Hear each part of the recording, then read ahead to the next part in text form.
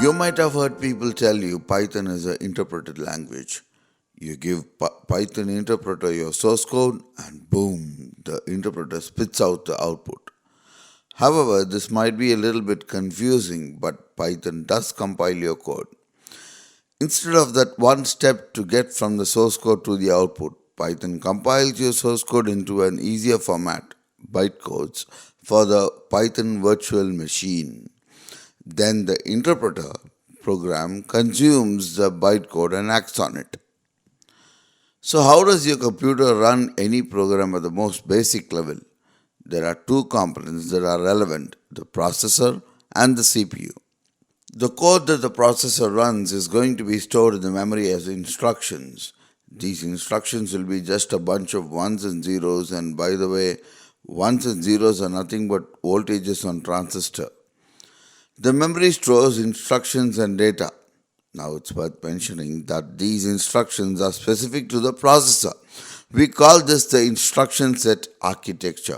For example, the list of instructions that an Intel processor can understand is different from the list of instructions that something like the AMD processor will understand. For example, the processor that we have over here reads the first instruction from memory. Let's say this instruction is basically just add two numbers together. So the processor will execute this memory instruction by adding these two numbers, and then the processor will go ahead and fetch the second instruction. And let's say the second instruction is saved the result somewhere in the memory. So the processor is going to execute this instruction and save the result somewhere in the memory in the data. And this is simply how any program runs. So, okay, now with this understanding, you're writing the source code, whether it's Python or Java or C++ or whatever language you know. This source code is nothing but that some text stored in your hard disk the processor doesn't really understand. But you don't feed the source code to the processor directly because the processor understands only machine code. So there has to be a translator that translates the source code of your language to the machine code that the processor can understand, and that is what a compiler is. A compiler is a system software that basically reads your source code in your language and then translates this code into a machine code for a specific platform, for a specific processor, and for a specific operating system. So the input to a compiler is the source code of a particular programming language, and the output is always going to be what we call a binary. And a binary is a set of zeros and ones representing the instructions that the processor can understand. However, in Python, it's a little different. Let's say we have a hello world program stored in a file called hello.py.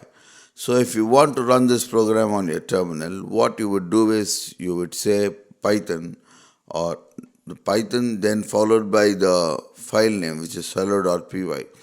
And let's say it's a very simple hello world program. So your source code file basically just has to print hello world, and we also have our own memory. When you run the first program of all, when you say Python space hello.py, then the Python, that is the Python interpreter, is already a binary. The Python interpreter is the program that you are actually running here, which means that the machine code that is going to be stored in the memory is going to be the instructions that represent the Python interpreter, not the instructions that represents your hello world source code. This is very important to understand. So the Python interpreter will be stored in the memory as I said, a bunch of instructions, a bunch of zeros and ones that the processor can understand. But conceptually, you can think of the Python interpreter as two components. The first component is called the compiler, and the second component is called the Python virtual machine. Now, how does your computer eventually run your source code? Though if the machine instructions in the memory is only the machine instructions that represent the Python interpreter. Well, if you look at the command that you are running, you are passing in hello.py, the name of the file, as an argument to this Python interpreter. So what's going to happen is the compiler is going to read the source code and does what every other compiler does. It is going to translate your source code into something that is not the machine code. It will then translate it into an intermediate language or the intermediate code that we call the bytecode. Now, the bytecode is not something that your processor can understand. It's an intermediate code that is not targeting a specific processor. It is actually targeting the Python virtual machine. So the Python virtual machine is the component that understands bytecodes, that maybe now you understand why we call it the Python virtual machine in the first place. If you look at the Python virtual machine, it's basically doing the same job as the hardware processor. The Python virtual machine is going to read the bytecode, the instructions of the bytecode, and execute it on the hardware.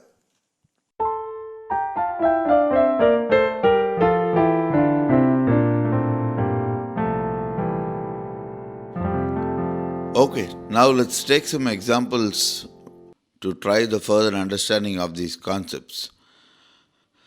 So let's say we have a simple hello world program stored in a file called hello.py. So if you want to run this program, we say python hello.py. Here Python is the Python interpreter, and then hello.py is a file that represents our source code. So hello world is printed out on the screen. So far so good. Now if I want to just compile hello.py, you want to look at the bytecode. You don't want to run the program. You just want to compile the program and look at the bytecode. That is the result of the compilation stage. You can say python -m and then py underscore compile and then the name of the file, that is hello.py. What's going to happen here is that the compiler of the Python interpreter is going to read hello.py and then compiles hello.py into bytecode, and it's going to store this bytecode in a folder called pycache. So if we list all the files under pycache, we'll see that we have this file called hello.cpython.pyc. The PYC extension is Python, or in CPython specifically, means that this is the bytecode. If you want to check the content of this file, you can see this file using the type command.